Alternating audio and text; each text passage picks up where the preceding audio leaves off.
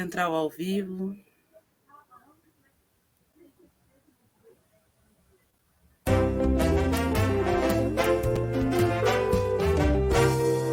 TV Uban, musicoterapia no Brasil.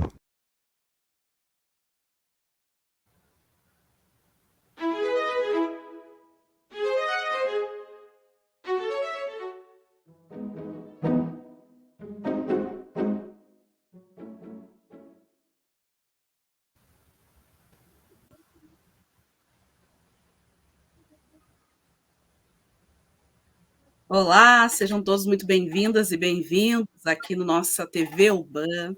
Eu sou a Grazi Pires, sou musicoterapeuta, associada aqui na Associação de Musicoterapia do Rio Grande do Sul. Estou aqui hoje nesse eixo sobre políticas, com 3 convidados muito especiais para a gente falar um pouquinho sobre políticas públicas, sobre musicoterapia, sobre o que é política.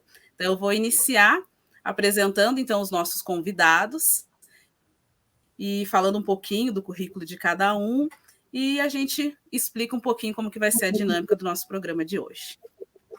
Então, nossa primeira fala, nosso primeiro convidado é o professor Dr. Rafael Silveira. Olá, professor. Olá, pessoal, tudo bem? Um prazer estar com vocês aqui. Obrigada. Professor, doutor e mestre em Ciência Política pela Universidade de Brasília, especialista em Políticas Públicas e Gestão Governamental pela Escola Nacional de Administração Pública, consultor legislativo do Senado Federal, ocupando a função de coordenação do Núcleo de Estudos e Pesquisa de Consultoria Legislativa do Senado Federal, professor do Instituto Brasileiro de Ensino, Desenvolvimento e Pesquisa, o IDP, do Instituto Legislativo Brasileiro, o ILB, e professor pesquisador colaborador do Instituto de Ciência Política da Universidade de Brasília, e ele vem hoje explicar para a gente o que é política, o que são políticas públicas. A nossa segunda convidada é a Prof. Aline. Oi, Prof. Aline. Prof. Aline, que é mulher, mãe, militante da saúde coletiva, cirurgia dentista e sanitarista, e atualmente coordena o programa de pós-graduação em saúde coletiva da Universidade Federal do Rio Grande do Sul, a URGS. E a nossa querida colega musicoterapeuta, a Mariane Ozelami. Oi, Mariane. É musicoterapeuta, atual presidente do Comitê Latino-Americano de Musicoterapia, doutoranda em Saúde Pública pela Escola Nacional de Saúde Pública Fiocruz, presidente da União Brasileira das Associações de Musicoterapia na gestão de 2015 a 2018, docente do Grupo Sensupeg para curso de pós-graduação e atualmente atua no Departamento Geral de Ações Socioeducativas, o DEGASE, atua na área de saúde mental e atenção psicossocial, bem como desenvolvimento social. Experiência e participação no desenvolvimento e execução de atividades multidisciplinares na área social e atuou em treinamentos e capacitação de gestores de RH na área de inclusão social. Então, é um time bem legal para falar um pouquinho com a gente. A nossa dinâmica, então, vai funcionar uns 15 minutos para cada convidado. Hoje a gente está gravando aqui ao vivo com eles, mas vocês vão assistir uma edição gravada, então não vai ter essa interação ao vivo com perguntas, mas a gente recebeu algumas perguntas das associações e a gente vai fazer aqui para os nossos convidados. E, claro, posteriormente, todos os canais e redes da UBAN vão estar sempre disponíveis para quem tiver mais dúvidas futuramente. E esse eixo de política vai seguir, então, com outros programas. Fiquem ligados nas nossas redes. Cliquem aí no sininho, no YouTube, se inscrevam no canal para acompanhar os próximos programas que vêm por aí. Então, para a gente começar, professor Rafael, a palavra é sua e a gente quer saber, então, o que são políticas públicas, afinal. Então, pessoal, muito agradecido mais uma vez pelo convite, é um prazer estar aqui nesta iniciativa da União Brasileira das Associações de Musicoterapia.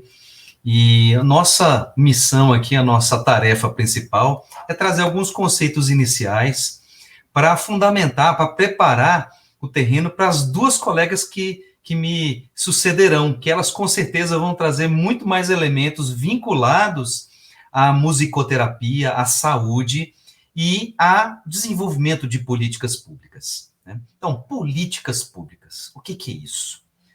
Na verdade, é um conceito que existem múltiplas denominações e conceituações. Vamos aqui, de maneira muito sintética, falar que é um conjunto estruturado de ações para resolver problemas coletivos, resolver problemas sociais e também de atender demandas da sociedade. Normalmente são ações vinculadas ao poder público, por isso são políticas públicas.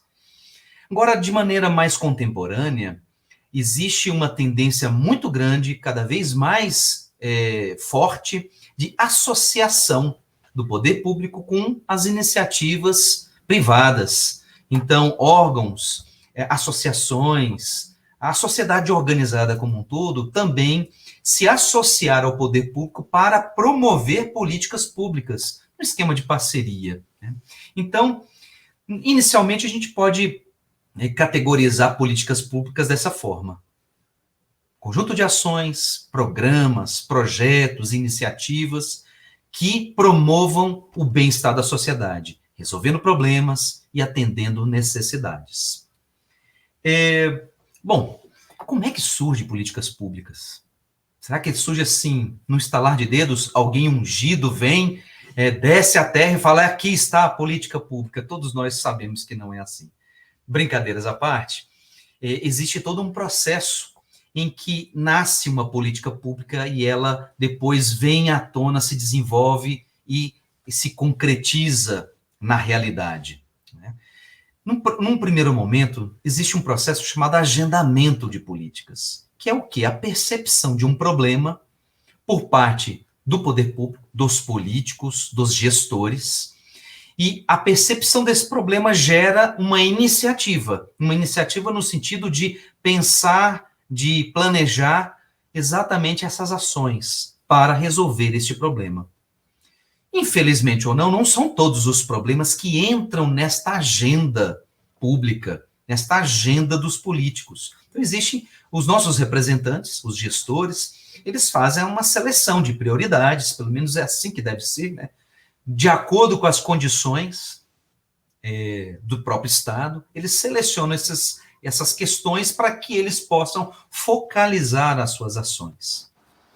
Essa percepção do que é ou não um problema, do que é prioridade ou não, passa por um crivo político, um crivo ideológico, mas também existem fatores que são inafastáveis, que são ocorrências. Então, por exemplo, nós temos tragédias, eventos climáticos, acidentes, que acabam demandando uma ação pública. Então, nós temos uma série de eventos que naturalmente são exógenos e que caem no colo do poder público para que ele resolva imediatamente.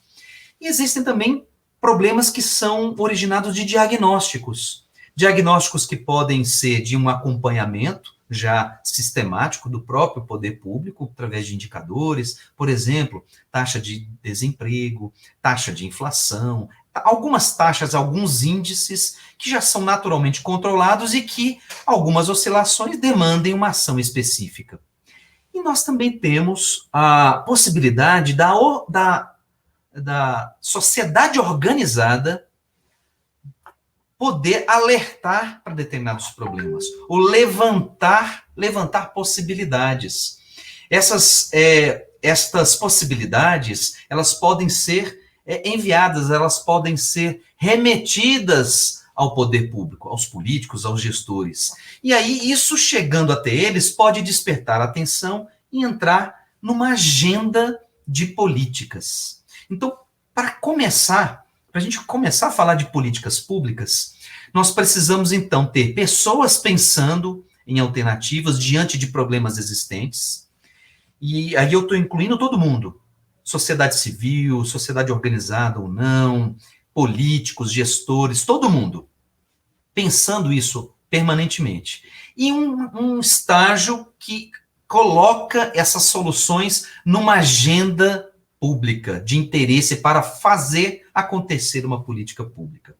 Então, por isso que já começa uma importante participação da sociedade nesse sentido, de sensibilizar os políticos, os gestores, para colocar aquilo numa agenda maior, uma agenda mais forte, para que ela seja mesmo adotada pelo poder público.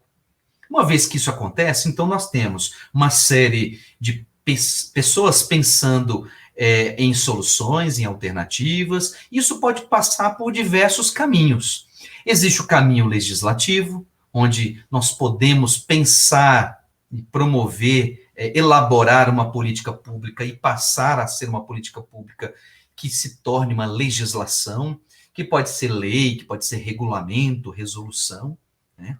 Existem possibilidades daquilo já sensibilizar naturalmente o poder executivo, que é o órgão, que, digamos assim, a parte do poder público que faz aquilo acontecer, que faz a política pública chegar até o público, até todos nós. Então, existem alguns canais específicos que já podem fazer com que, de acordo com o mandato legal que o Estado tem, que o governo tem, ele já promova uma ação. Então, não necessariamente tudo tem que passar pelo crivo do legislativo. Às vezes, já tem uma preparação, já tem uma legislação que já oferece mandato e já oferece delegação para prefeituras, estados e a União fazerem alguns programas e projetos. E aí, entrando nesse circuito, nós temos, no âmbito de todos eles, possibilidades concretas da participação da sociedade civil. Vejam, no campo das possibilidades, infelizmente, a gente ainda não tem no Brasil uma cultura já desenvolvida, principalmente por parte do poder público, de criação natural de canais de participação. Porque essa participação, como eu falei para vocês, ela pode iniciar nesse processo de seleção, do agendamento das políticas, e depois de todo o ciclo de políticas públicas. Então, agora eu estou entrando num outro esquema chamado o famoso ciclo de políticas públicas, que começa exatamente nessa etapa de planejamento, de pensar alternativas, pensar soluções, e depois, isso a gente pode classificar, né, como o processo de elaboração, de planejamento. Depois a gente passa para o estágio da implementação da política, de fazê-la acontecer, e aí o fechamento do ciclo, um processo avaliativo. Esse é o jeito tradicional de ver políticas públicas. Só que em todas essas etapas é possível fazer ações de monitoramento, ações de avaliação no meio do processo. Então, por exemplo, a avaliação não precisa ser apenas no fechamento do ciclo, para ver os resultados finais. A avaliação ela pode acontecer ao longo de todo o processo, corrigindo rumos da implementação e também corrigindo rumos para poder fazer com que aquela política corresponda aos objetivos iniciais propostos por ela. E tem todo um processo, pessoal, nessa parte de elaboração, que vem exatamente da conjunção de fatores, de elementos de causalidade que determinam o quê? Qual é a melhor solução. Então, não basta qualquer política ser criada e implementada. Nós temos de ter o quê? Um processo de pesquisa, um processo de elaboração muito bem firmado, exatamente para que a gente não caia nos achismos. Então, não é só da cabeça do político. O político pensou isso, como a gente gosta de apelidar lá no Poder Legislativo, onde a gente trabalha, né, o efeito fantástico.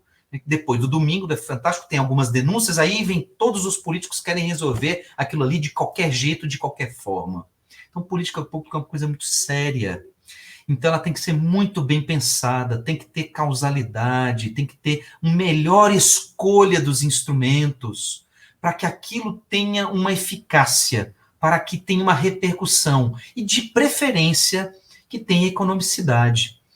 Porque a gente não pode, a qualquer custo, para atingir qualquer resultado, gastar a rodo, né? Nós temos limitações.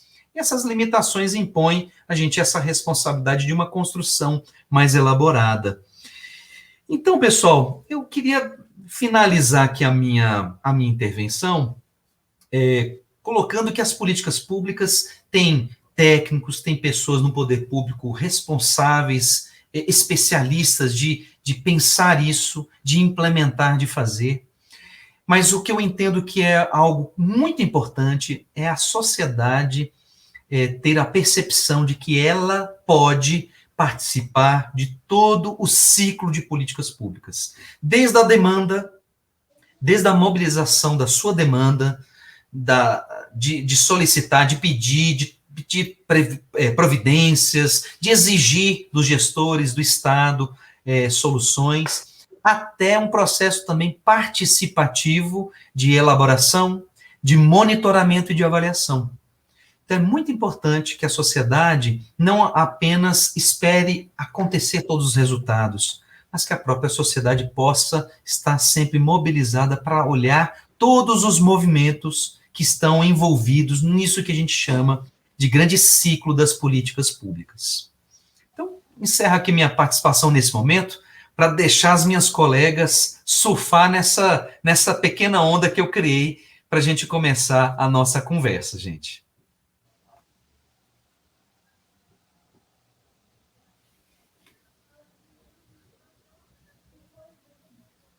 Grazi, nós não estamos te ouvindo.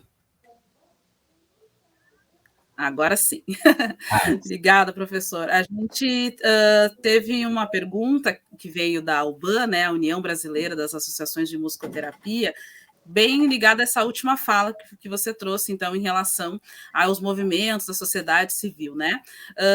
Acho que a pergunta até já foi respondida, mas eu queria reforçar na questão assim: é necessário que tenha uma associação, um coletivo de pessoas, uma União Brasileira de Musicoterapia como a nossa, ou uma pessoa, um indivíduo só com uma ideia na cabeça pode sugerir algo que possa virar uma política pública? Como que é esse funcionamento e, na prática, o que é mais fácil de ser acolhido e, de fato, virar? Porque a gente vê aí, às vezes, uma mãe, né, que acontece alguma coisa com a família, ela vai e sugere uma lei por conta de algo que aconteceu com seu filho. Como que funciona isso na prática?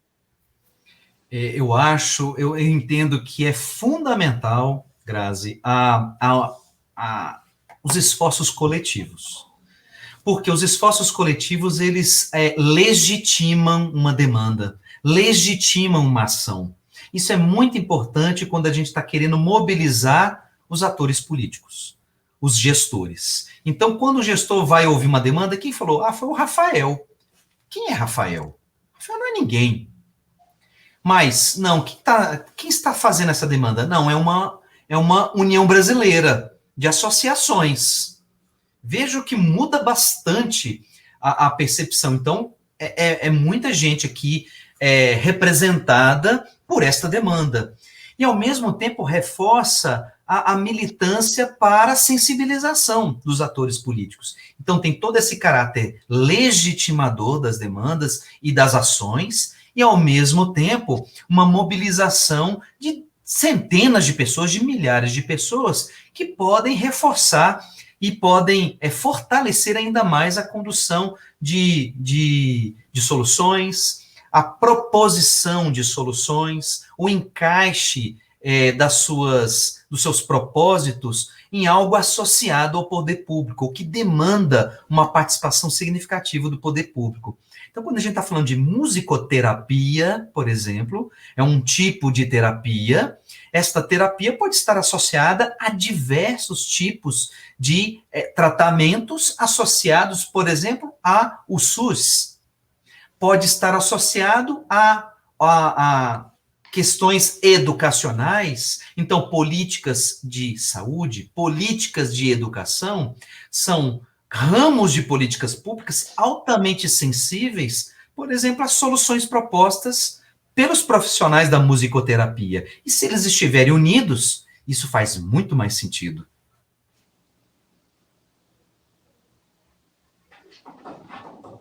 Isso aí, perfeito. Obrigada, professor Rafael, pela sua fala.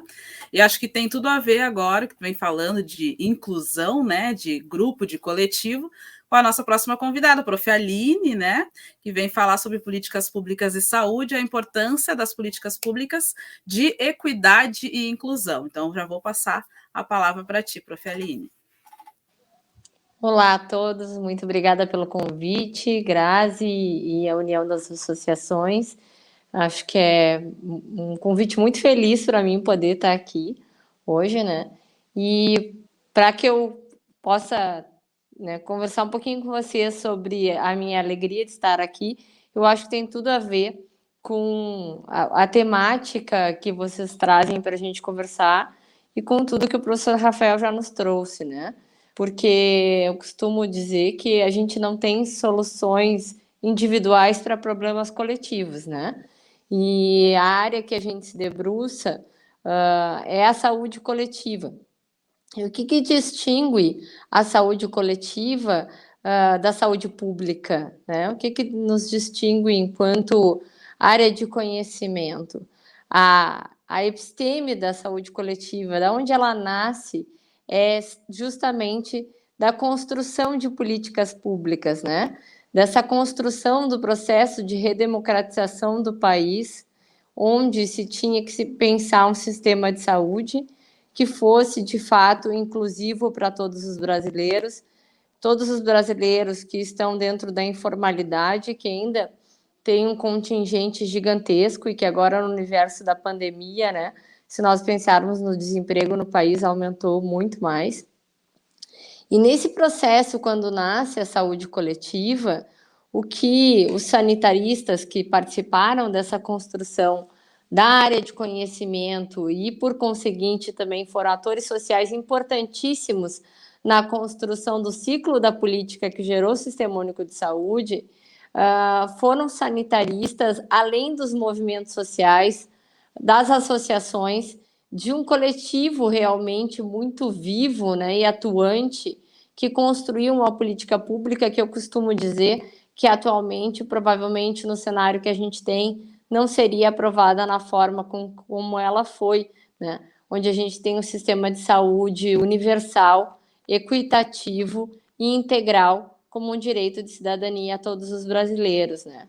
Quando se construiu esse movimento social que gerou o Sistema Único de Saúde, também se pensou que um país com dimensões continentais como a nossa, com a diversidade que nós temos, um único cardápio de serviços, indicadores, não dariam conta das necessidades, da diversidade da nossa população, que a gente sabe que é fato, né? Então, não adianta a gente pensar em operacionalizar a assistência à saúde através da operacionalização de uma determinada política pública, como é o Sistema Único de Saúde e diversas outras programáticas que tem dentro dele, de uma forma igual se a gente pensar no universo de Porto Alegre, da Bela Vista ou da Restinga. Então, pensemos nós no Amazonas e no Rio Grande do Sul, na diversidade que nós temos, né? Em todos os movimentos sociais, coletivos, bairros, ruas que nos compõem e que fazem dessa terra a diversidade que ela é, né? É óbvio que não daria conta. Então, naquele momento, se pensou que pensar única e exclusivamente a saúde através de indicadores duros não era o suficiente, que a gente não podia olhar para a ancestralidade, para o adoecer, o viver e o morrer do nosso povo, única e exclusivamente através de números, e que a gente precisava agregar a área de epidemiologia, a área dos indicadores, também a área de políticas, também a área de ciências sociais e humanas, para que a gente pudesse olhar para as pessoas para além dos números de mortalidade, como as grandes agências de fomento normalmente se ocupam de pensar a saúde, né?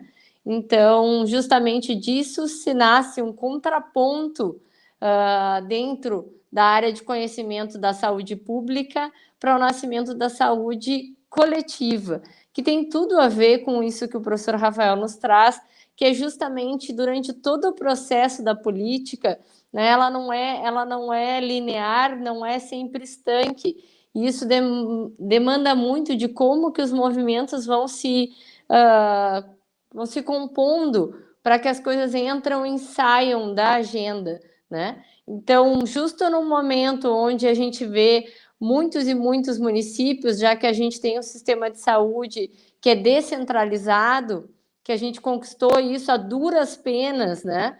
Lá na redemocratização do país. Então, a gente tem uma realidade hoje de muitos e muitos gestores públicos terceirizando a saúde, porque tem lei de responsabilidade fiscal, porque tem teto de gastos, N justificativas, né? E aí a gente retrocede e volta lá para o momento da gente pensar assistência à saúde única e exclusivamente através de um cardápio mínimo, de coisas mínimas, restritos a uma determinado foco da população. Aí no meio disso tinha uma pandemia, né? E a agenda muda e todo o ciclo da política muda e a gente precisa se rever. Mas nos últimos anos, a gente vem consolidando o Sistema Único de Saúde com muita luta e dificuldade, com muito arroxo no financiamento, que nos inviabiliza muito alguns processos de qualificação. Vinha se fazendo, né, um programa de melhoria do acesso, da qualidade, da avaliação e monitoramento constantes, tanto da atenção básica quanto de outros níveis do sistema, que a gente perdeu agora, né, com esse governo atual, mas a gente vinha conquistando alguns passos para a consolidação do Sistema Único de Saúde, né? Dentre os quais as políticas de equidade e as políticas de inclusão, né? Que se a gente tem um sistema que preza pela equidade, ele tem como imperativo que a gente trate de maneira desigual aos desiguais. Então, embora o sistema seja para todos, a gente sabe, por exemplo, que o racismo, que a homofobia, que o machismo, eles incidem de forma diferente sobre os diferentes corpos, que são racializados, que são, né, sofrem as violências de formas diferentes. Então, para isso, a gente precisa ter políticas específicas de equidade que protejam e que assegurem, então, o direito à saúde como um direito de cidadania para alguns grupos prioritários que são invisibilizados desde sempre na história desse país, né? Dentro disso, a gente tem a política de saúde indígena, de saúde da população negra, da criança, da mulher e assim por diante. E a gente também tem, né, uma política que é muito cara para os sanitaristas normalmente, que é a política de práticas integrativas e complementares, onde a gente sabe que o modelo biomédico, né, curativo, centrado na doença, ele muitas e muitas vezes não dá conta de uma série de adoecimentos que as pessoas têm, né, e que não estão dentro de um protocolo rígido e que são, às vezes, muito mais efetivas do que assim, não quer dizer que elas sejam substitutivas, e sim complementares, né? Mas que podem vir a ser tão ou mais necessárias do que qualquer outra política dentro do Sistema Único de Saúde. E dentro dessa política, a gente tem uma diversidade enorme, né, de terapêuticas distintas, que vão da arte-terapia até a questão da acupuntura, a homeopatia, e a gente sabe que a satisfação dos usuários do Sistema Único de Saúde, quando se tem avaliação e monitoramento das práticas integrativas, de reiki, de N outras práticas que a gente já tem há mais de 10 anos no Sistema Único de Saúde, né, são super bem avaliadas pelos usuários.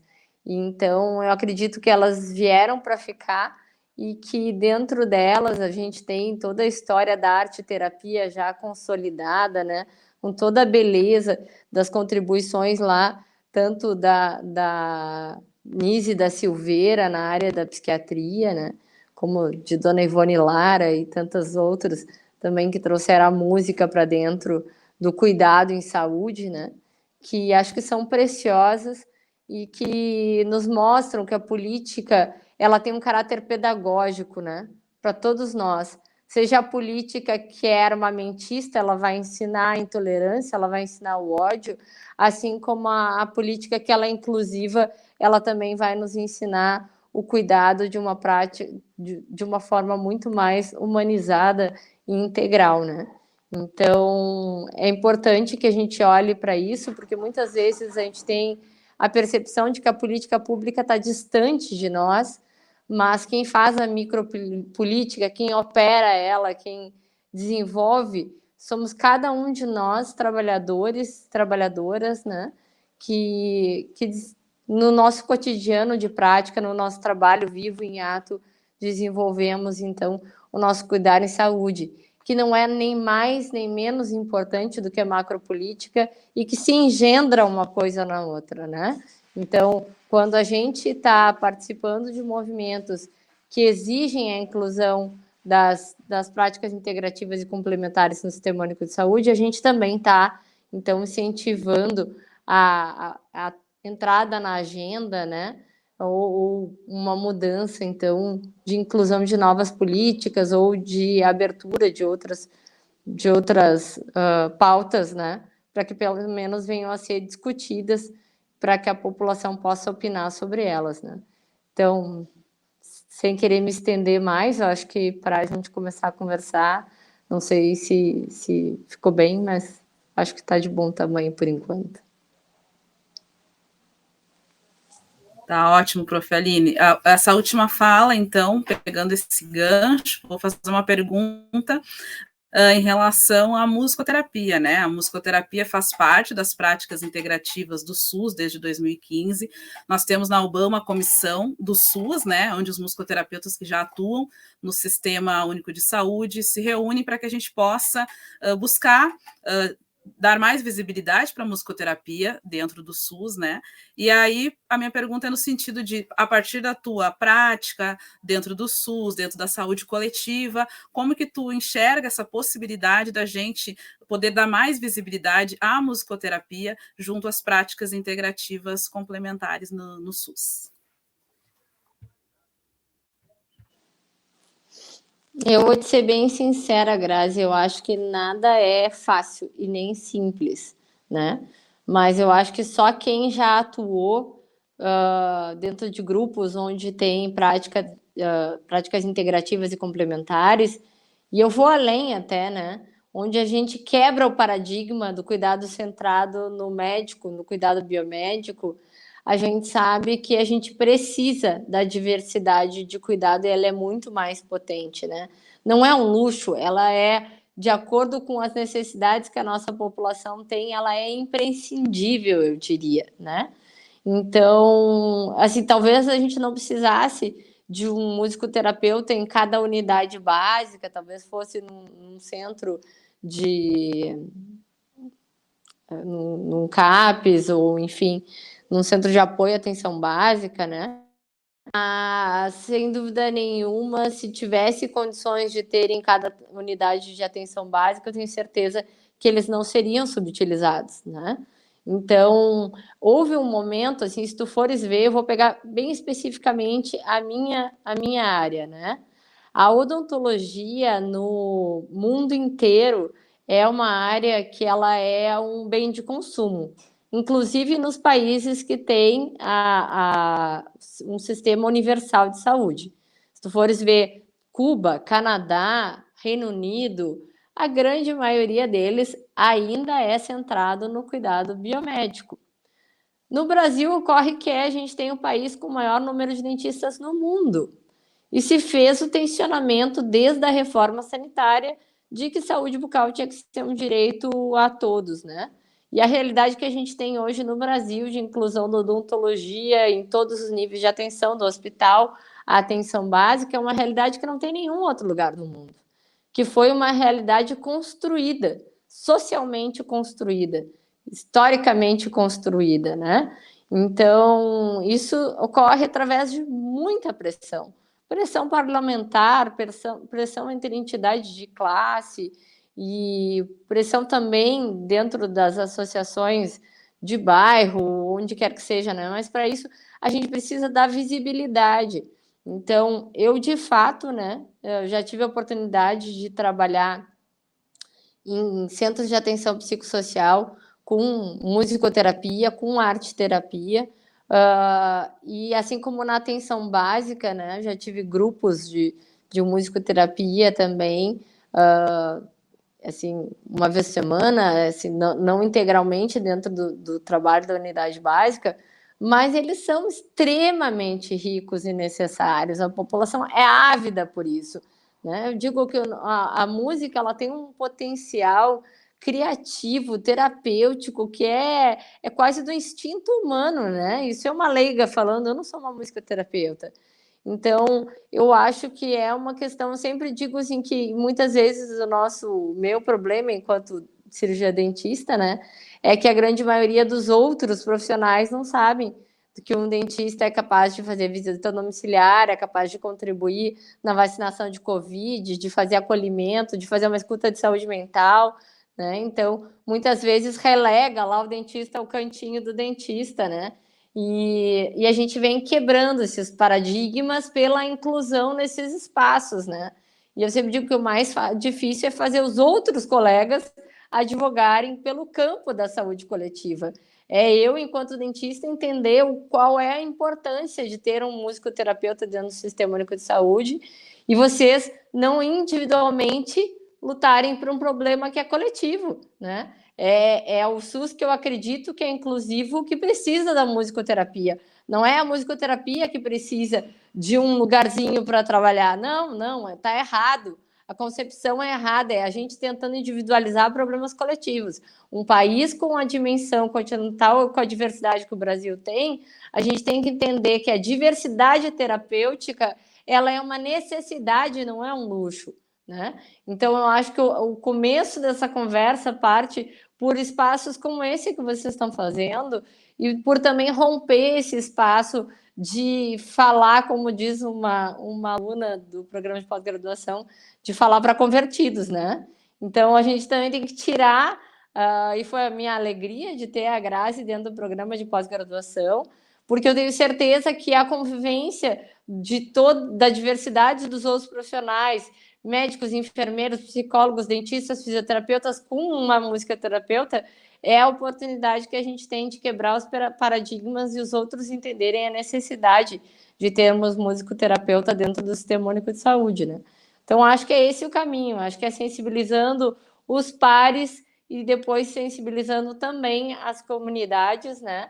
E tornando essa demanda uma demanda coletiva, não uma demanda individual, porque aí, como eu digo, a gente começa a fazer a terra tremer e cria-se a demanda para a gente poder construir, incluir, trazer para perto como é tão necessário, quando o Sistema Único precisa tanto da musicoterapia como uma das alternativas de cuidado com a potência que tem, né? Que legal, muito obrigada. Acho que é bem por esse caminho mesmo. Eu acho que falando dessa potência e pensando nessa questão dessa união, né, de todos nós musicoterapeutas, os que estão na clínica, os que estão no SUS, acho que todo mundo lutando, né, por esses espaços. Então, já vou passar a palavra para a nossa colega Mariane, que eu acho que é a pessoa indicada para falar um pouquinho dessa sensibilidade, desse quebrar barreiras, ela que já esteve à frente da UBAN por um tempo. Quando eu era estudante, achava o máximo ir para o clã e ver Marli Chagas, Lia Rejane, a Mariane era presidente naquela época, então é muito legal quando a gente está aqui em frente a pessoas que são referências, então fico muito feliz, Mariane, de poder estar contigo hoje, em especial, como ex-estudante, né, recém-graduada, e a Mari vai falar então um pouquinho sobre musicoterapia e políticas públicas.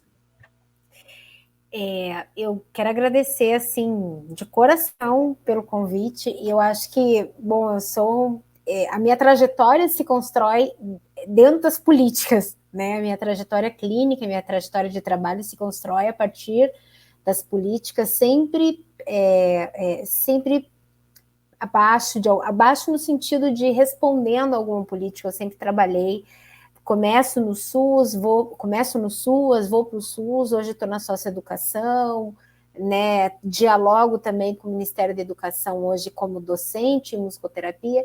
Então, para mim, estar aqui e falando sobre isso, estar dividindo a mesa também com esses profissionais que estão trazendo outros viés, para mim é super importante. E eu queria só reforçar, antes de começar a minha fala, uma fala de cada um, né, nesse momento, que é a importância do coletivo, né, porque a mim coube falar onde que a musicoterapia está inserida dentro das políticas, né, onde que a gente se insere, onde que a musicoterapia vai se inserindo ao longo do tempo dentro das políticas, mesmo que não necessariamente sendo citada oficialmente pela política, mas enquanto prática também, né? Então, assim, a importância do processo coletivo, né, que foi a primeira fala, e agora da fala da professora Aline, que desse deslocamento de percepção de que para a política, independente de qual for, né, independente de qual política que eu vou mencionar, a importância da gente entender, e é uma coisa que agora no doutorado também, né, o pessoal fala muito, fazendo doutorado em saúde pública, o pessoal fala, Marina, a musicoterapia é importante para a saúde pública, é importante para a saúde coletiva, vocês precisam entender que é o contrário, a gente que precisa de vocês, né? Não são vocês que precisam da gente, né? A gente precisa de construir espaços onde a musicoterapia esteja mais visibilizada, assim. É o macro que precisa de vocês, né? Então eu acho isso muito bacana e agradeço a Aline por reforçar essa fala aí, porque eu acho que eu quero partir a minha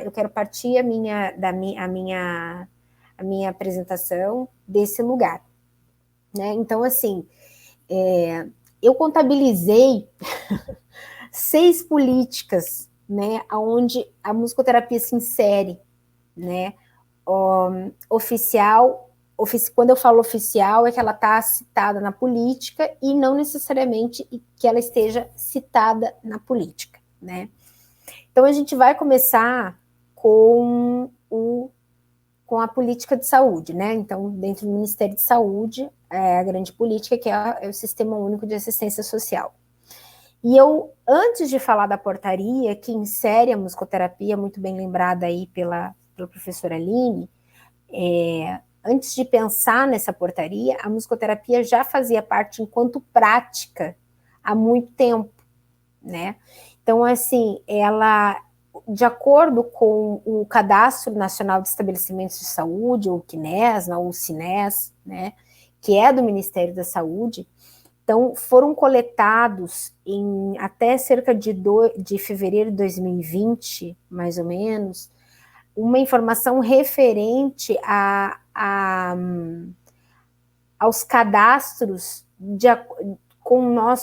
aos cadastros registrados com a nossa CBO, né? Ou seja, com o nosso número de acordo com a Classificação Brasileira de Ocupações. Então, foram encontrados até fevereiro de 2020 cerca de 304 cadastros com essa CBO. Em teoria, são 304 musicoterapeutas trabalhando de forma reconhecida pelo estabelecimento, né, por esse cadastro nacional, em estabelecimentos de saúde pública, independente de qual seja, né, de que dispositivo seja, porque a musicoterapia ela pode estar inserida desde a atenção básica, né, da atenção primária, até a atenção de alta complexidade, assim, ela está nos 3 níveis de atenção. Então, foram registrados 304 profissionais trabalhando até fevereiro de 2020. Em 24 estados brasileiros, certo? Mais o Distrito Federal, totalizando uma média de 132 municípios. Então, eu acho que isso está falando de uma potência de inserção da nossa prática como uma prática de cuidado instituída e que venha a ser reconhecida e legitimada a partir da portaria 849 em 2017, que é quando, então, a musicoterapia entra no rol das práticas integrativas e complementares que podem ser oferecidas pelo SUS, né? Então, essa eu acho que é um dos grandes expoentes, na minha opinião, de quantitativo que nós temos de profissionais trabalhando hoje no território brasileiro. Depois, a gente vai ter também o Ministério de Cultura, né? E aí a gente vai citar os pontos de cultura, e eu já soube, por exemplo, que tem um Spotify maravilhoso, que é o Bota Fazendo, né? Se eu não me engano, e que trouxe a Poliana Ferrari para falar, e que fala um pouco sobre a questão dos pontos de cultura, né? Então, o que são esses pontos de cultura, né? São projetos que são financiados e apoiados institucionalmente pelo Ministério da Cultura e que implementados por entidades governamentais ou não governamentais, que visam a realização de ações de impacto sociocultural nas comunidades. E é importante dizer que nós temos hoje projetos que são liderados por musicoterapeutas, a exemplo que por muitos anos, né, foi liderada inclusive pela Poliana Ferrari, o Ponto de Cultura Tapirando Pirapiru. Então, assim, nós também estamos inseridos enquanto prática, e isso, assim, só para pegar um exemplo, podem existir outros exemplos no território brasileiro, né? Estou citando um também pelo tempo que nós temos. Aí a gente vai dialogar e trazer como exemplo uma outra grande política, né? Que é o Sistema Único de Assistência Social, que é regido pelo atual Ministério da Cidadania. Esses ministérios às vezes mudam de nome, gente, então eu já peço perdão, caso eu tenha equivocado algum nome. Eu tentei buscar os atualizados, mas às vezes de uma gestão para outra muda um detalhe ou outro, né? E o movimento do SUAS foi um pouquinho diferente do movimento do SUS. A gente conseguiu se inserir na política antes de ter um grande quantitativo de profissionais trabalhando na ponta. O que é fantástico também, porque isso está falando do movimento político, está falando do movimento de inserção, da ocupação de espaços de discussão, de debate e de diálogo, né? Espaços importantes, como conselhos, né? Como fóruns de trabalhadores. Então, assim, são lugares que a gente precisa ocupar. Eu acho que o Paulo estava falando isso, né? A política não se dá da noite para o dia, se dá a partir da construção. E se a gente não ocupa esses espaços, a gente não vai conseguir se inserir, né? Então, a prática ela é fundamental, mas o exercício coletivo de se inserir em espaços de construção da política, ela também é fundamental, né? Então, nós temos aí a resolução do CNAS, né, do Conselho Nacional de Assistência Social, número 17, que ratifica, né, a equipe de referência definida pela NOB-RH, né, do Sistema Único de Assistência Social, e que reconhece as categorias de profissionais de nível superior para atender as especificidades dos serviços socioassistenciais desse sistema, dessa política, e que inclui o musicoterapeuta como uma dessas categorias, como um desses profissionais que está habilitado a isso, né? Só que é uma outra lógica. É importante dizer que cada política vai ter sua lógica de atenção, vai ter sua lógica de atendimento. Apesar de estarmos calcados no campo da saúde, o musicoterapeuta também dialoga e é convocado a pensar outras formas de estar, né, operando a sua prática, o seu exercício. Porque, por exemplo, dentro do SUAS, a gente não vai trabalhar, por mais que a gente tangencie uma produção e a promoção da saúde no SUAS, a gente vai pensar o cuidado a partir de uma outra lógica, né, a partir do empoderamento, da cidadania, do sujeito de deveres, do sujeito de direitos, né? Então, assim, é uma outra lógica de construção da atuação musicoterápica, que é fantástico, porque fala da pluralidade da nossa atuação, certo? Depois, nós temos o Ministério da Educação, que eu acho que foi um dos primeiros, né, sem dúvida nenhuma, que nos insere, porque a gente está falando aí do Ministério da Educação e Cultura, do Ministério da Educação, enquanto os cursos de graduação de formação, né? Então, a gente está falando de cursos que datam da década de 60 e 70, né? O primeiro curso de especialização que data de 68 no Paraná, o primeiro curso de graduação que data de 70 no Rio de Janeiro, né, que são cursos de formação e que precisam da legitimação do MEC, que são reconhecidos pelo MEC. Então, hoje, todos os cursos de musicoterapia que nós temos de graduação são reconhecidos pelo MEC, grande parte deles com nota máxima, diga-se de passagem, de acordo com as avaliações, e os cursos de especialização, os que estão citados no site da EUBAN atendem os critérios né, atendem os critérios de exigência aí do que se espera, né, do que a UBA também espera de um curso de especialização que vai formar o profissional musicoterapeuta. Então, assim, eu acho que o MEC, sem dúvida nenhuma, foi o primeiro, né, a primeira política que nos insere, de alguma forma, enquanto cursos de formação. E assim, hoje, né, pensando nisso, e a gente coloca muito em discussão, né, dentro do Comitê Latino-Americano, e pensando num território latino-americano, por exemplo, a importância que se tem de, às vezes, a gente só começa o exercício profissional em alguns lugares a partir dos cursos de formação. Porque se não tem curso de formação, não tem profissional, não tem nem como pensar numa organização coletiva, porque não tem profissional. Então, a organização coletiva, muitas vezes, se inicia pela formação, ou seja, pensando os cursos que vão formar esses profissionais, que depois vão se organizar coletivamente para pleitear as inserções em outras políticas, certo? Nós temos a socioeducação, né, que atualmente é o meu campo de trabalho, por exemplo. Então, assim, a socioeducação, ela é difícil de definir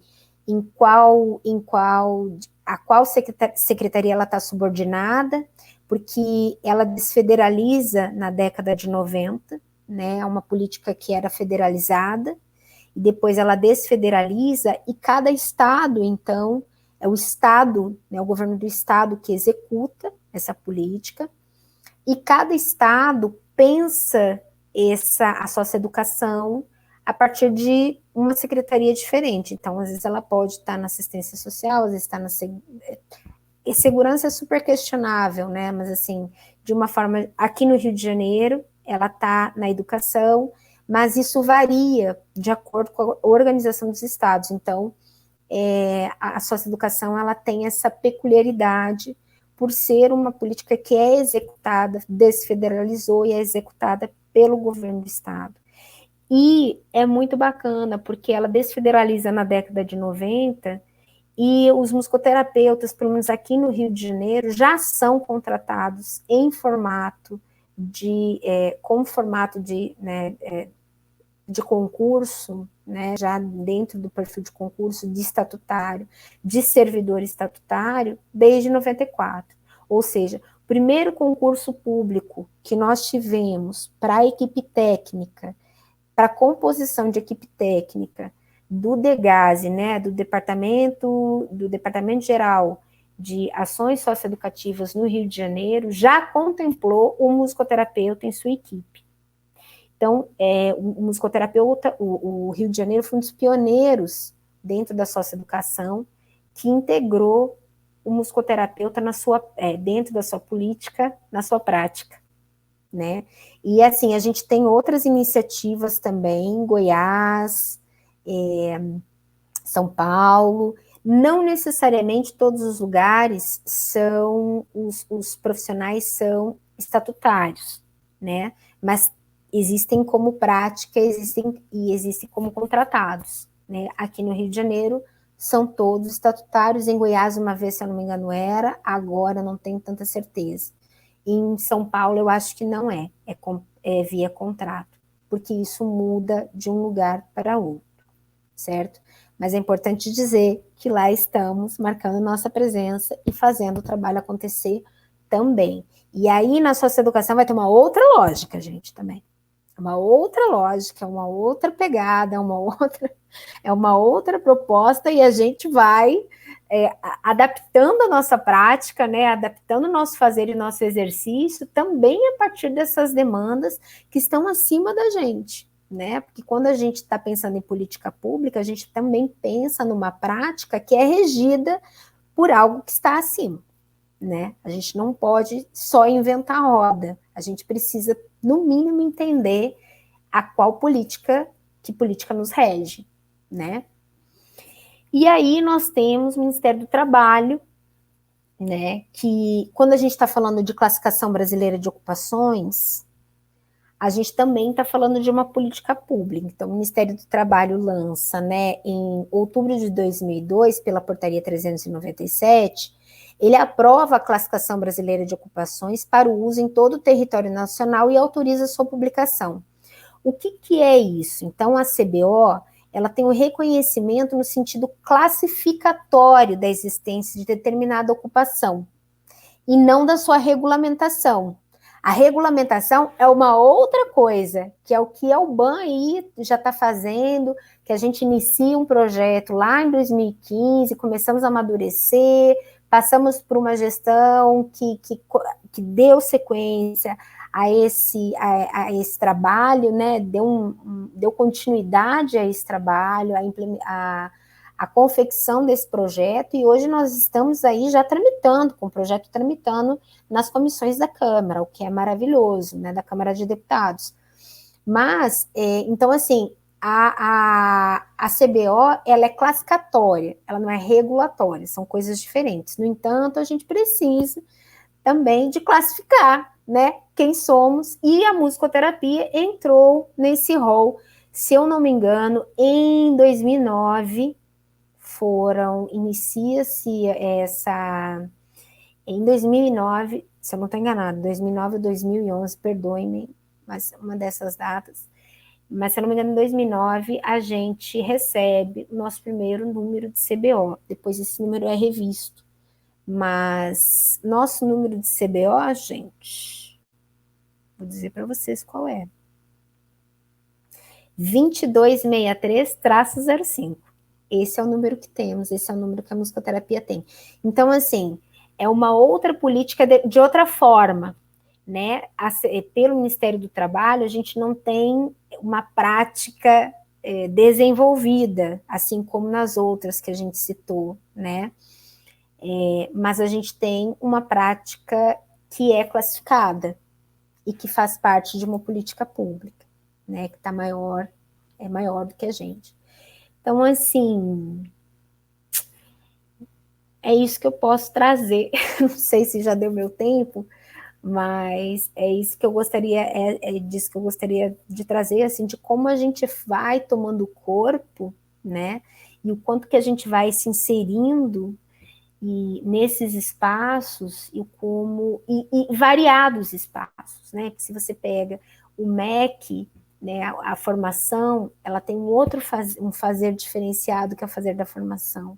Se você pega o Ministério do Trabalho, ele tem o fazer da classificação, né?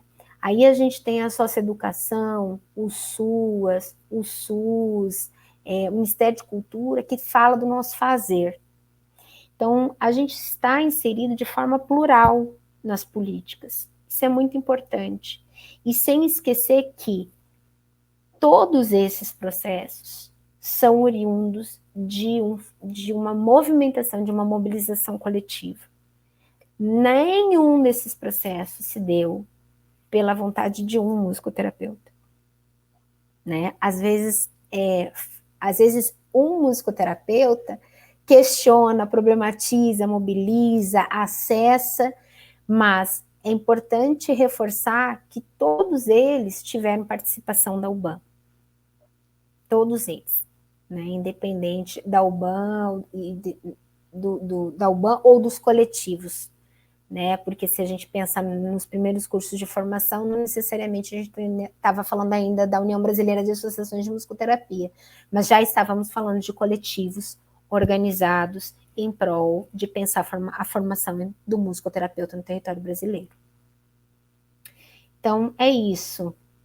Quero agradecer aí a oportunidade e falar que a gente é potente, gente.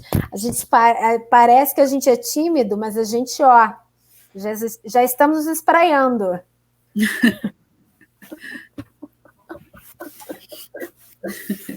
Obrigada, Mariane. Obrigada, acho que foi bem importante essa explanação, né?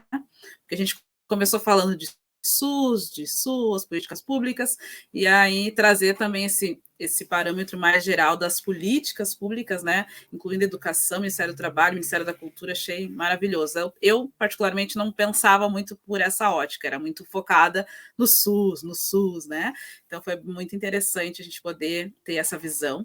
E falando agora nessa luta que nós estamos aí pela regulamentação, todos muito certos de que agora vai, está todo mundo muito unido, né, trabalhando. Também estou junto aí nessa comissão representando a Associação do Rio Grande do Sul, né? A gente conversando com os senadores, deputados, vamos lá, vamos mobilizar todo mundo e vai dar certo, né? Pensando já lá na frente, estamos regulamentados, está tudo lindo. A nossa pergunta, Mari, para ti é: o que tu sonha para o futuro da musicoterapia nas políticas públicas? Qual seria o cenário ideal além da nossa regulamentação? O que mais?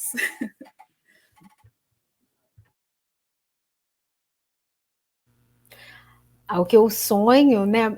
Eu sonho muito alto, para mim o céu é o limite.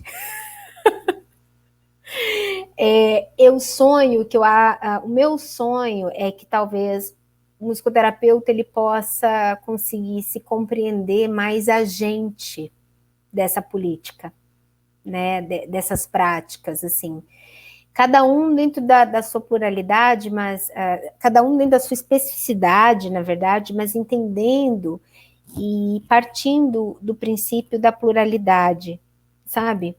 Porque eu acho que a gente tem uma potência. Hoje eu estava dando uma aula sobre as dimensões da reforma psiquiátrica, né? E o quanto que a gente ainda precisa, o quanto que a gente tem potência para atuar no campo da pesquisa, no campo da assistência, no campo do político-jurídico, pensando as políticas de forma muito concreta, né? Pensando na intervenção sociocultural que a nossa prática pode mobilizar, né? Então, assim, o meu desejo é que a gente possa se apropriar mais, né? Vou usar uma palavra que está na moda agora, que às vezes ela é um pouco deturpada, mas eu gosto muito, e já trabalho com ela há alguns anos, que é empoderamento, né? Que a gente possa se empoderar mais enquanto categoria para poder ocupar mais os espaços. Eu acho que nem todo mundo vai fazer pesquisa, nem todo mundo vai para a política, nem todo mundo vai para o técnico assistencial, mas assim, entender que a gente tem potência para ocupar os mais diversos espaços de atuação da política, né, das políticas públicas de forma geral. A gente pode chegar a lugares muito mais amplos, e a gente tem, pelo que a gente apresentou, né, aí, a gente tem capacidade e potência a partir do coletivo de atingir lugares impensáveis. Então, assim, a gente só precisa ampliar a nossa percepção, né? Ter um espírito mais empreendedor, não no sentido mercadológico da coisa, mas de pioneirismo, né? Mesmo, assim, de pensar que a gente pode chegar mais longe, que é possível chegar ainda mais, né? Então, meu desejo é que a categoria possa estar ainda mais audaciosa, porque eu acho que a gente é bem audaz, né? Porque pelo que a gente viu, a gente é bem audaz, mas que a gente possa ainda ter mais audácia, sabe? De entender que somos musicoterapeutas, estamos tramitando, nosso projeto de lei está tramitando, nós temos um lugar legítimo de saber, né? E que não nos coloca abaixo de nenhuma outra categoria, muito pelo contrário, nos coloca em pé de igualdade, de qualquer categoria. A gente precisa se assumir mais esse lugar para poder entender que a gente pode pleitear ainda muito mais. Mas esse é meu sonho. O céu é o limite. Sonha alto, mas é muito bom, é por aí mesmo. A gente está falando bastante aqui em coletivo, né, em equipes de trabalho, estar inseridos em vários espaços, e já que a gente está, né, com um doutor em ciências, uma dentista sanitarista, uma musicoterapeuta, queria saber se vocês gostariam de fazer alguma pergunta uns aos outros, alguma interação, talvez não uma pergunta, mas alguma conversa, para a gente ir se encaminhando para o nosso final. Se alguém gostaria de usar esse espaço para interagir.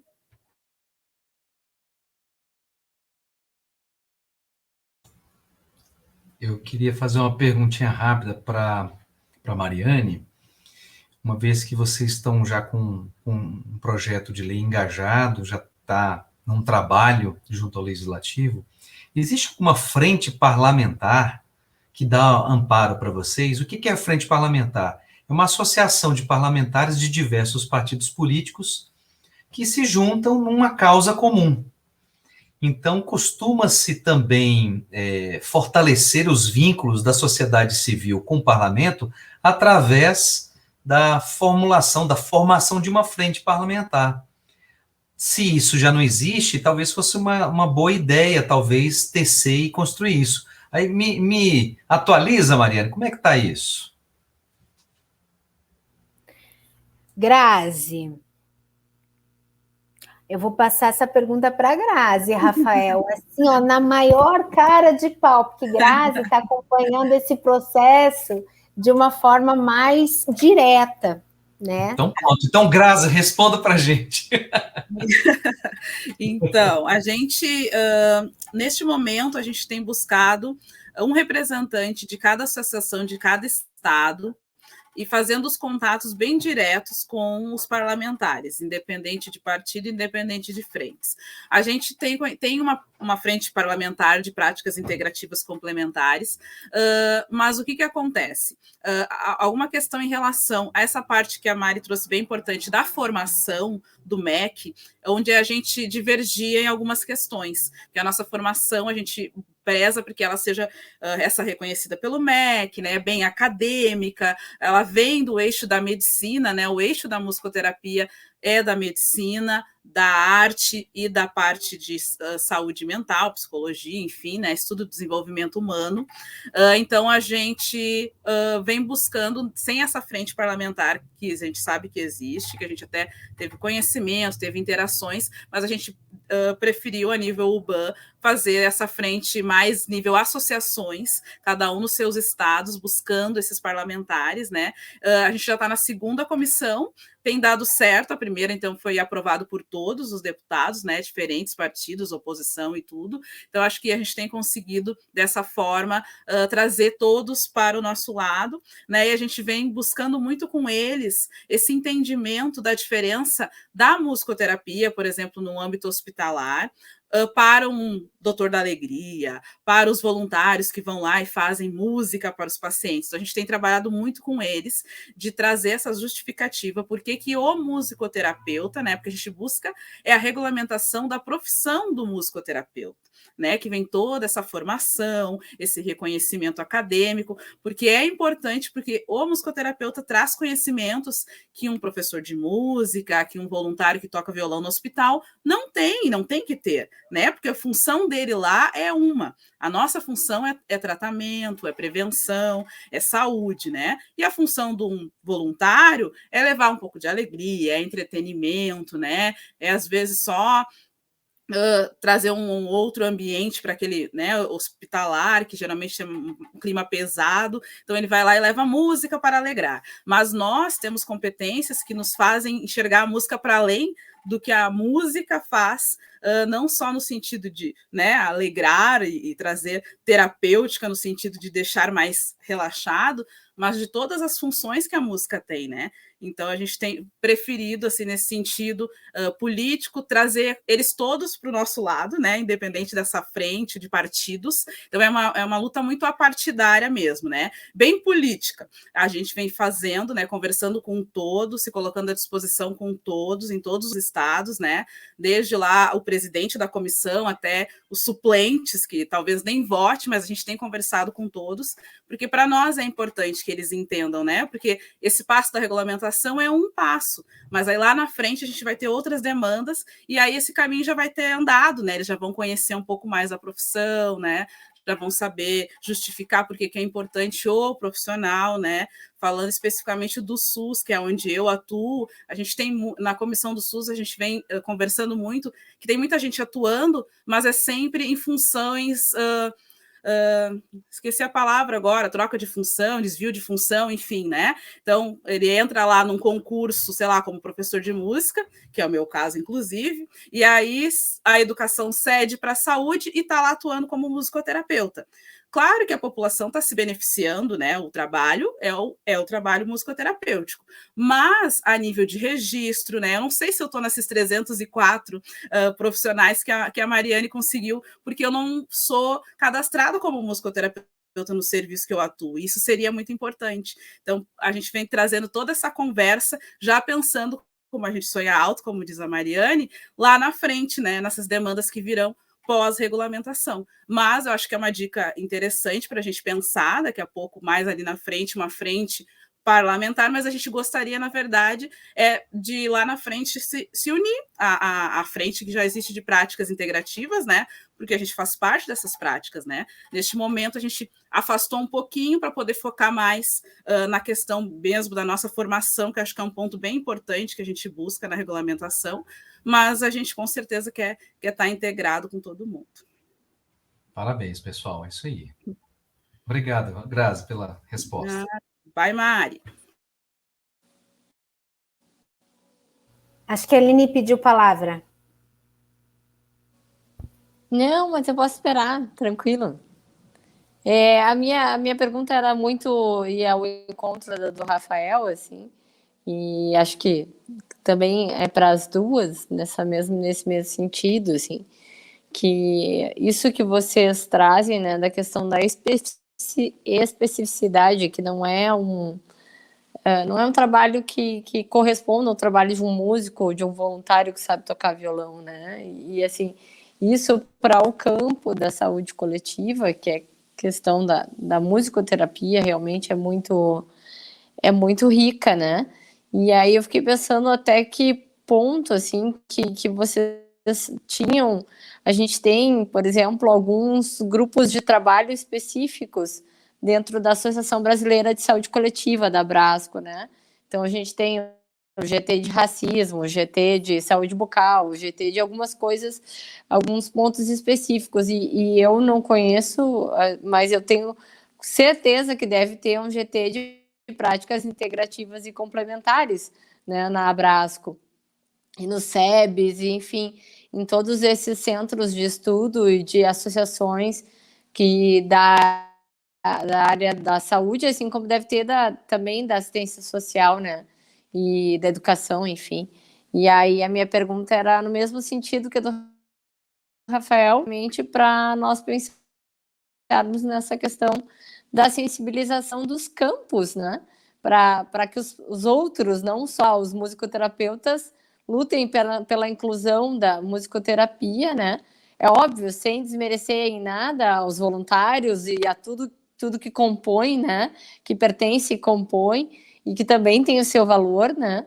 Mas eu concordo com vocês, assim, que isso é um problema, né? De vocês entrarem como professores, como outras coisas, e não estarem lá atuando estão, né? Mas não legalmente com o código da musicoterapia. Isso é muito importante, é o que valoriza, né, o núcleo profissional de vocês. Então, era essa a minha pergunta.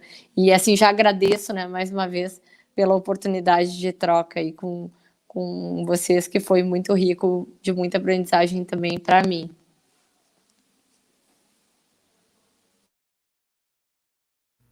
Sim, a gente tem, né, dentro da Abrasco a Comissão de Práticas Integrativas e Complementares.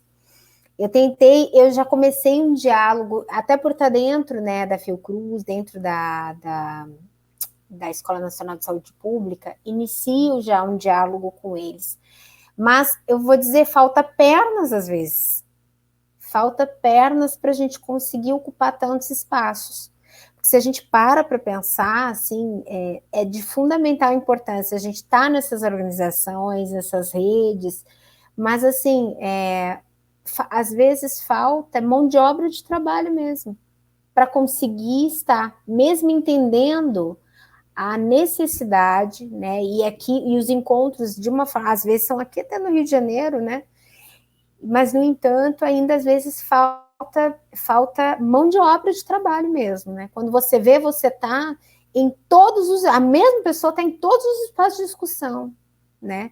Tinha uma época que eu estava no Fórum de Trabalhadores Nacional do SUS, no Fórum do Rio de Janeiro do SUS, nos campos de discussão das práticas integrativas e complementares, assim, chega um momento em que você não dá conta de tanta coisa, porque, de fato, tem demanda, né? E a gente precisaria ocupar. Até fica aí o meu apelo aos musicoterapeutas. Lembra do que eu falei do meu sonho, que a gente precisa ocupar esses espaços e se empoderar?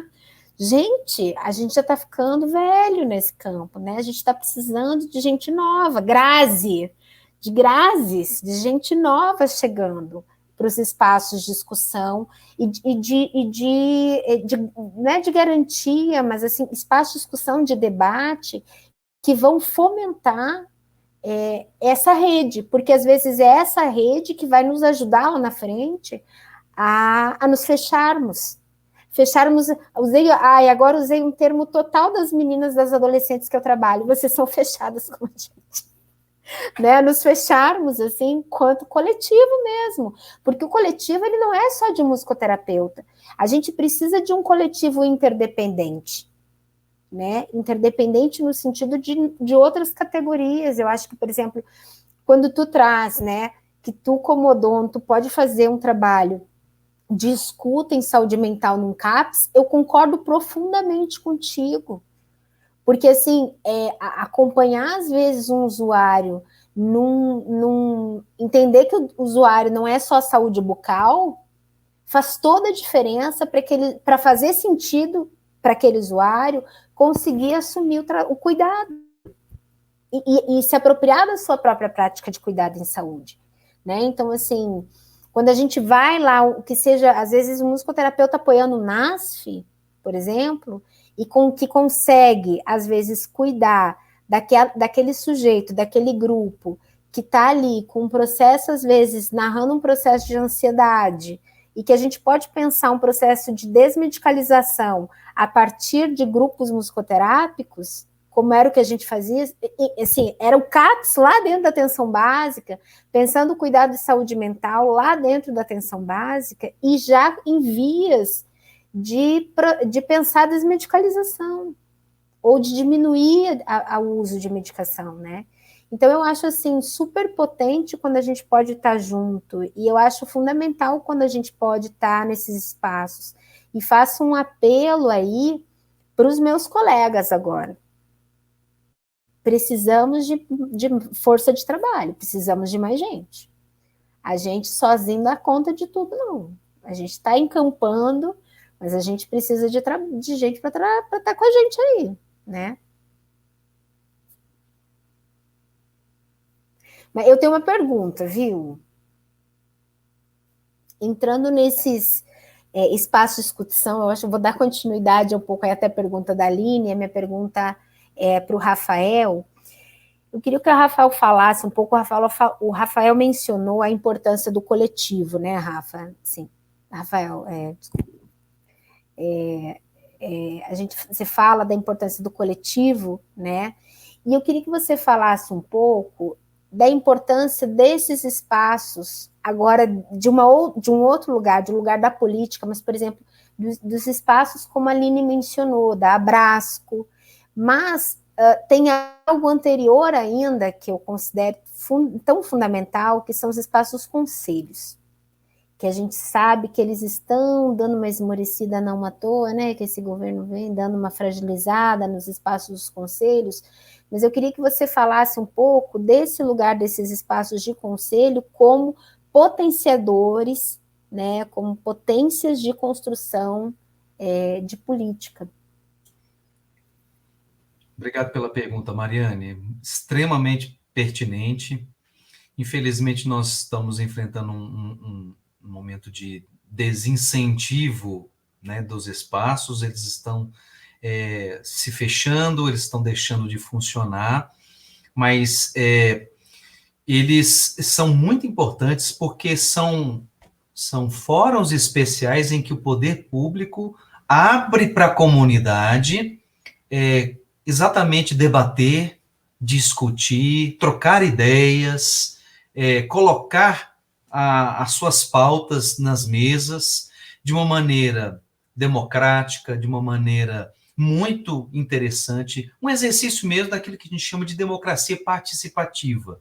Então, os espaços, esses conselhos de políticas, eles são muito importantes para o exercício da cidadania, para a legitimação de demandas e união de esforços, de maneira que isso chegue muito mais redondo para o poder público, de tal forma que o próprio poder executivo pode abraçar algumas agendas e encampá-las junto ao legislativo, ou mesmo dentro daqueles canais que ele já possui autorização, digamos assim, para funcionar. Então, eu entendo que os conselhos, os diversos conselhos que existem, são locos de negociação, de debate fundamentais, que devem ser explorados, bem explorados pela sociedade organizada, e talvez uma das gestões que devem ser postas daqui por diante, ou daqui para esses próximos meses, seja reivindicar a retomada desses espaços, buscar que eles sejam abertos novamente, de tal forma que a gente não tenha uma descontinuidade. Nós já vivemos momentos custosos na nossa sociedade durante o regime militar, onde isso não existia. Esses espaços surgiram pós-constituinte. A Constituinte já foi a grande inauguradora disso. E depois, nos anos 90 e 2000, isso foi muito bem desenvolvido. Não era perfeito, mas já eram espaços muito legais e muito promissores para isso existir. Então, me parece que seja hoje um importante encaminhamento de reivindicação para a reabertura desses espaços, para que eles voltem a funcionar, para que eles possam acolher novamente esses espaços que a gente chama também de esferas públicas, porque existe a dimensão da existência deles, que é da democracia participativa, e o que se faz com eles, que aí é aquela democracia deliberativa, onde a gente acolhe o maior número de propostas, de ideias, e dali a gente pode chegar não digo a consensos, mas ideias fortalecedoras de união entre várias tendências. Então, realmente, acredito mesmo que esses espaços são importantes, mas eles devem ser resgatados na nossa atual situação. Isso aí, pessoal, agradeço muito a interação, as perguntas, foi acho que 1h30 muito bem aproveitada, adorei estar com vocês aqui no nosso episódio 1, né, do eixo de políticas aqui da TV UBAN.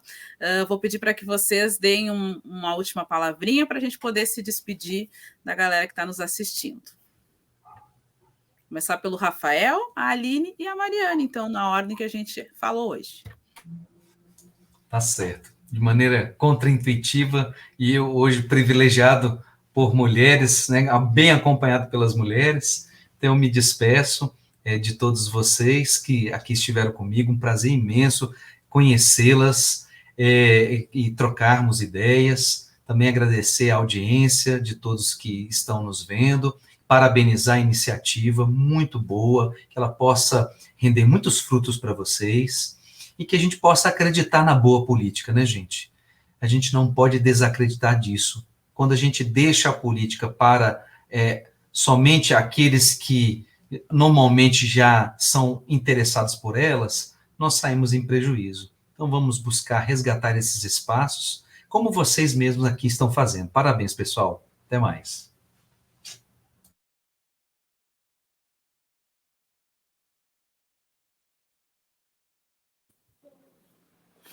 Prof. Aline. Então, queria só agradecer a vocês pela oportunidade, assim como o Rafael. Desejar a vocês que seja pelo primeiro episódio de muitos, né? E a iniciativa possa ser tão compartilhada com muitas pessoas, porque mais do que nunca a gente precisa falar de políticas públicas, né? Justamente no momento onde a participação popular vai num caminho de silenciamento, que é o momento onde a gente tem que falar sobre política e entender que todo agir é político, até a omissão e o silêncio é político, né? Então, muita sorte e audiência, e agradeço a todos que nos escutaram e a vocês pela oportunidade.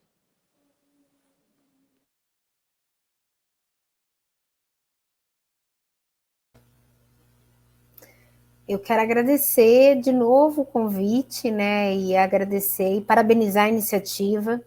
Eu acho que a gente precisa fomentar mesmo, principalmente nesse momento em que temos aí um projeto de lei tramitando. É importante, porque quando a gente está falando de política pública, a gente está falando de Estado, né? Então, assim, é importante que o Estado, mostrar para o Estado o quanto já estamos inseridos, né, enquanto categoria nesses espaços, e eu acho que isso vai fazer toda a diferença, né? Quanto mais a gente puder dar visibilidade para isso, tanto melhor para a gente futuramente. Não só com o processo de regulamentação, porque o projeto de regulamentação ele é só o início, né? Mas depois para também a gente poder conquistar, garantir o que já temos, né? Conseguir executar o que já temos e conquistar novos âmbitos e, né, chegarmos a novos lugares. Então, parabéns, agradeço. Para mim foi uma honra dividir essa mesa com o Rafael, a Aline, com a mediação da Grazi, e é isso. Muitíssimo obrigada. Então tá, em nome da TV UBAN, eu agradeço a vocês por terem aceito o nosso convite, né? E peço para que todo mundo que está nos assistindo, quem ainda não se inscreveu aqui no canal da UBAN, que se inscreva, acione sininho, né? Porque a gente tem vários eixos interessantes, então vários momentos onde a gente vai estar reunido aqui, vários colegas como mediadores, e vai ser muito importante para que a gente possa compartilhar sobre a musicoterapia, né? Em todas as temáticas possíveis onde ela se insere. Então, muito obrigado para quem esteve conosco e até o próximo programa.